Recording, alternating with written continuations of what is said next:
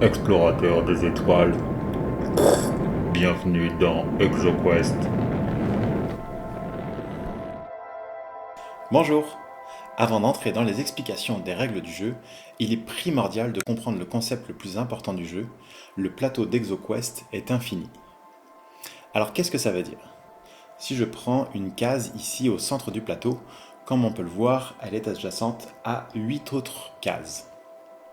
Maintenant, si je prends une case au bord du plateau, on peut voir que seulement 5 cases y sont adjacentes. Cependant, les 3 cases que l'on peut imaginer à l'extérieur du plateau se retrouvent de l'autre côté du plateau. Alors toutes les situations qui seront présentées dans cette vidéo doivent considérer cette règle. Côté matériel, chaque joueur aura en sa possession 11 satellites, 10 sondes orbitales et une station spatiale. Passons maintenant à l'objectif du jeu. Votre mission en tant qu'explorateur est de créer une liaison satellitaire à partir de votre station spatiale en connectant via des cases adjacentes vos 10 sondes orbitales. Maintenant, passons aux règles du jeu. Pour la mise en place, il existe plusieurs dispositions de départ, qui sont toutes équitables pour tous les joueurs. Alors à votre tour, vous pouvez réaliser une navigation et une manœuvre. Notez que toutes ces actions peuvent s'effectuer soit en ligne, soit en diagonale. Pour ce qui est de la navigation, ça consiste à déplacer un de vos satellites dans une même direction. Cependant, le nombre de cases que le satellite peut se déplacer diffère selon la quantité de sondes orbitales qui sont connectées à la station spatiale au moment de la navigation. Alors s'il n'y a aucune sonde qui sont connectées à votre station spatiale à ce moment-là, vous pouvez naviguer d'un nombre de cases illimité.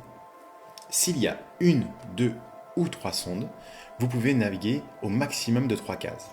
S'il y a 4, 5 ou 6 sondes, dans ces cas-là c'est maximum 2 cases, puis s'il y a 7 sondes ou plus connectées à votre station spatiale, vous naviguez au maximum d'une seule case. Alors il existe 3 manœuvres.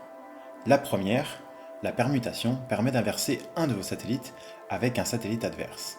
Pour cela, il faut encercler un adversaire avec 2 de vos satellites. Permutez alors le satellite de votre choix. La deuxième manœuvre, l'attraction, permet elle d'inverser 2 de vos satellites avec 2 satellites adverses. Pour cela, il faut encercler 2 satellites adverses avec 2 de vos satellites. Permutez dans ce cas vos 2 satellites. Et enfin, la troisième manœuvre, le saut spatial. Le saut spatial permet de projeter un de vos satellites ou un satellite adverse avec l'aide d'un autre satellite. Il atterrira alors dans la prochaine case disponible. N'oubliez pas que le plateau est infini. Voici un autre exemple de saut spatial. Le joueur projette ici un autre satellite qui atterrira ici. Alors concentrez-vous sur votre liaison satellitaire. Mais sachez qu'ExoQuest est une course. Le premier à atteindre l'objectif de connecter les 10 sondes orbitales à sa station spatiale remportera la partie. Il vous faudra donc être vigilant du jeu adverse et jouer parfois des coups défensifs.